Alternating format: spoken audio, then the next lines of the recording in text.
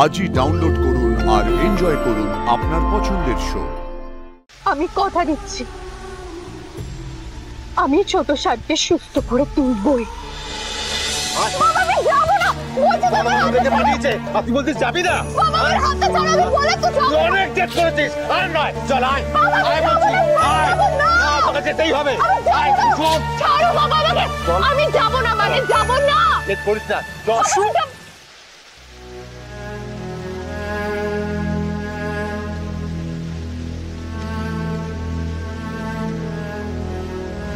দেবীমা, আপনি আপনি তো পুরো ভিজে গেছেন দেবীমা, আপনি অসুস্থ হয়ে পড়বেন। আমি তোমায় ডাকতে এসেছি কুসুম।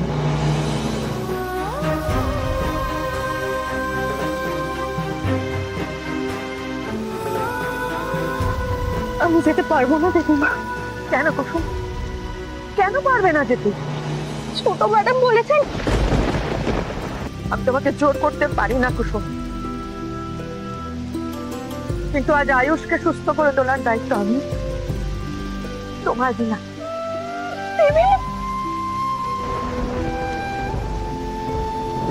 আমার পরিবার আর আমার ছেলেরা তোমাকে দরকার কুসুম, তোমাকেই দরকার।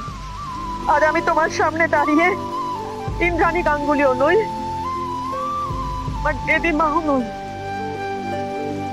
তোমার তোমার ছোট সাহেবের মা কুসুম। আমি আজ তোমার কাছে আমার ছেলে তাকে ভিক্ষা করছি কুসুম। দেবীমা, আপনি এটা করবেন না দেবীমা, এভাবে আমাকে শাস্তি দেবেন না দেবীমা। ঈশ্বর তার ভক্তের সামনে হাত জোড় করে না দেবীমা, আপনি তো আমার ঈশ্বর।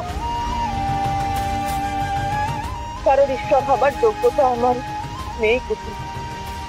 তুমি যদি দয়া করে একবার আমাদের বাড়ি আপনাকে দেখো, আমি আপনাকে, যে মানুষটার জন্য আমরা সারা জীবন দুবেলা দুটো খেতে পেয়েছি, যে মানুষটার জন্য আমরা মাথা গোজার একটা জায়গা পেয়েছি, তাকে আমি দয়া করবো? কি যোগ্যতা আছে আমার?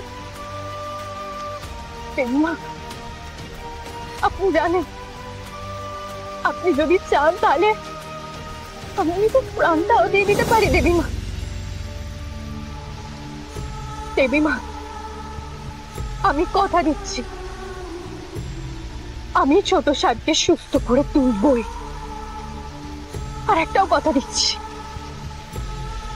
এবার থেকে যতদিন আমার নিঃশ্বাস পড়বে আপনাকে আমার কাছে কিচ্ছু চাইতে হবে না, কিচ্ছু না।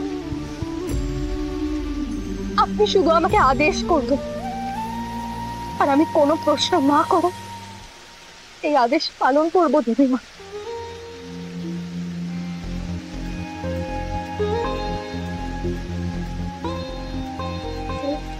পালন করবে আমার আদেশ?